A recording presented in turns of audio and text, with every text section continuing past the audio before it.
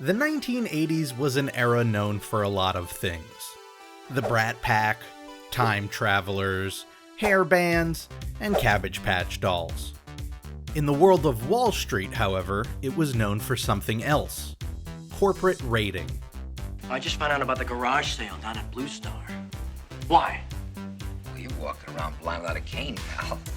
Fool and his money are lucky enough to get together in the first place. But why do you need to wreck this company? Because it's wreckable, all right?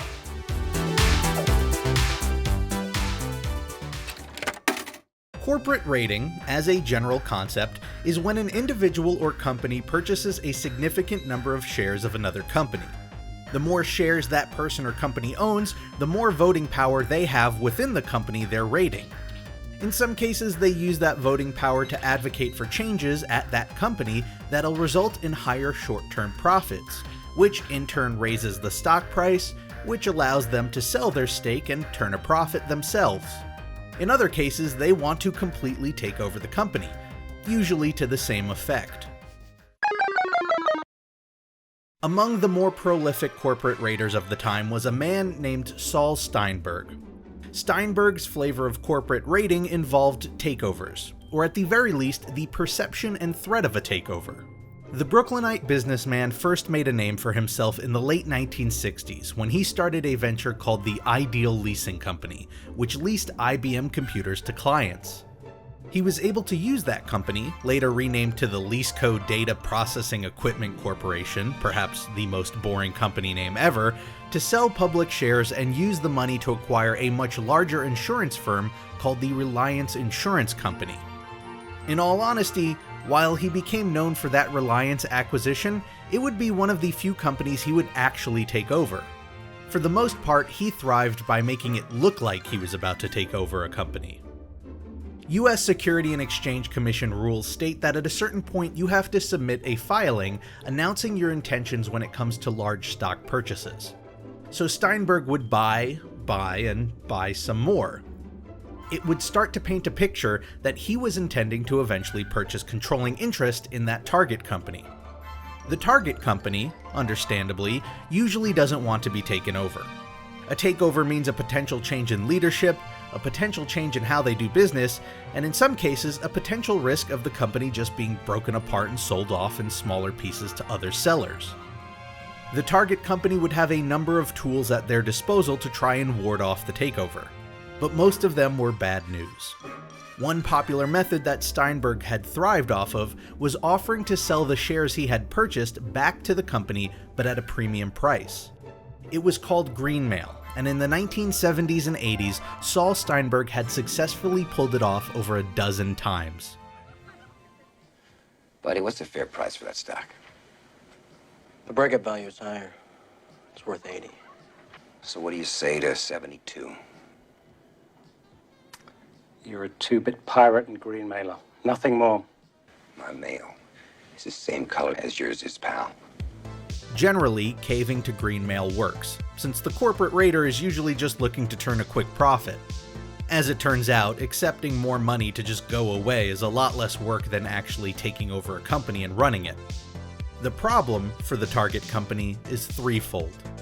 For one, it involves paying off the corporate raider, which is a blow to their finances. Usually a company targeted for a takeover isn't expecting it, and so they're typically not ready to buy large pieces of their company back. Secondly, it often angers their other shareholders. Those other shareholders see the corporate raider getting a premium price for the stock, but they don't. It can sometimes actually result in those shareholders suing the company over it. Lastly, paying greenmail to a corporate raider sends a message to the public, and more importantly to other corporate raiders, that greenmail works. Sure, it might make this one specific problem go away, but it only increases the chances of another corporate raider coming around and trying the exact same thing. In early 1984, Saul Steinberg saw the vulnerable position that Disney was in. At $49, down from a 52-week high of $84 a share, their stock wasn't doing so hot. However, they were still a company with a lot of valuable assets. The potential was there, it just wasn't being exploited. So Steinberg began to buy up Disney stock. Now, at this point, Steinberg had already earned his reputation as a corporate raider. So by simply buying those initial shares, Disney knew what the intentions were. There was no uncertainty. They knew they were facing trouble. They had to act, and they had to act quickly. Walt Disney Productions sought out the services of Morgan Stanley & Co. to explore their options of warding off Steinberg. Of course, they could pay the green mail, however, Morgan Stanley advised against it for all of the previously mentioned reasons. Their other strategies included a leveraged buyout, selling pieces of themselves, a white knight, and pricey acquisitions. A leveraged buyout in this instance is when a company essentially buys enough shares of themselves to have a controlling stake, or buys all of the shares to take the company private again. To pay for such an expensive purchase, the company leverages parts of themselves as collateral for a loan. So for instance, Disney might have been able to leverage the theme parks. This is risky, because while it might successfully block raiders from trying to take over, it weighs down the company with significant debt. Furthermore, it weighs them down with debt at a time where their financials were stagnant enough to prompt the takeover attempt to begin with. Alternatively, Disney could just sell parts of its assets as a means of making themselves less of an appealing target. For instance, they could sell off those theme parks or the animation studio. For obvious reasons, this is the least appealing method. It might scare away a raider, but it would also likely scare away plenty of other investors. It would also stand to hurt the business in the long term. After all, they weren't looking to get rid of those assets to begin with. Finding a white knight in the context of a takeover means finding an investor or company with benevolent intentions who would be willing to acquire the company, or enough stake in the company that together with management they'd be able to prevent the raider from gaining a controlling stake. It too is not very appealing, as it still results in the company either being taken over or being held to the will of an outside party. Maybe that white knight is looking to help today, but it doesn't mean they'll still be looking to help tomorrow. Lastly, there were acquisitions. It might seem odd for a company being targeted for a takeover to themselves take over another company. However, the idea is that by acquiring a smaller company with an all-stock purchase, it would dilute the shares of that company, and in effect, reduce the percentage of the company that the raider owned. If this was done once or twice, it might dilute the raider's shares enough to dissuade them from continuing with their attempt. After all, this was all business, and at the end of the day, what mattered most for raiders was that the prices were right. Once a takeover attempt proved too costly for them, they'd be more likely to give up and sell their shares. You win a few, you lose a few, but you keep on fighting. And if you need a friend, get a dog. The problem with this strategy is that it involves buying one or more companies. That's not cheap, and again, this is happening at a time where they're already in a financial rough patch.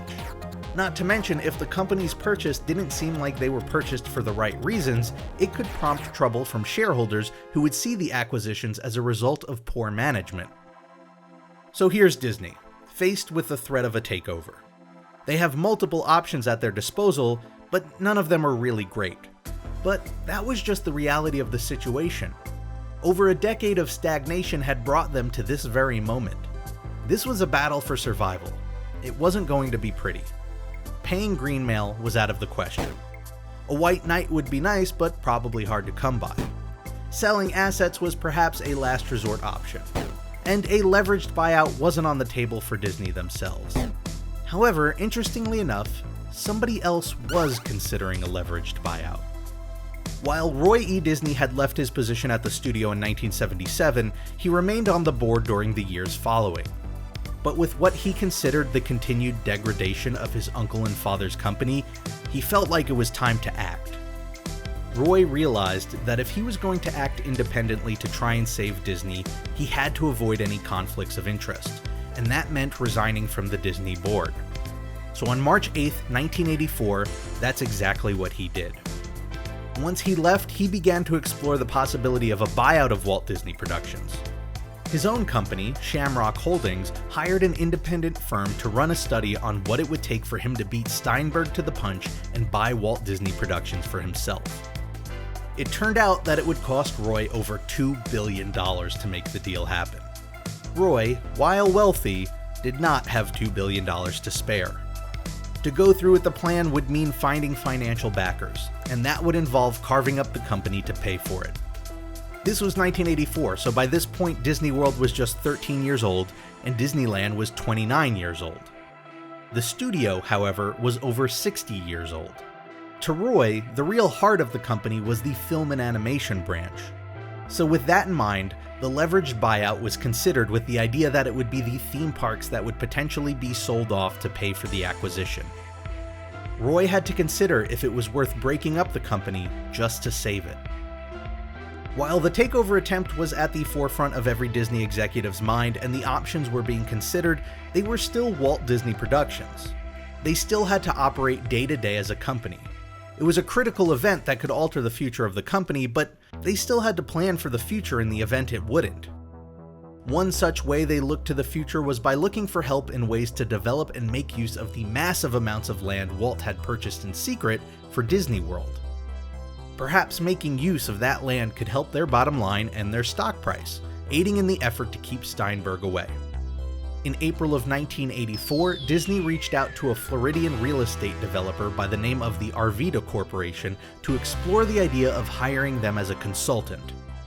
Consulting wasn't really Arvida's thing, but then again, this was Disney and it was a lot of Floridian land, so they were open to the idea. However, just as quickly as those discussions began, one of the owners of Arvida came back with a better idea.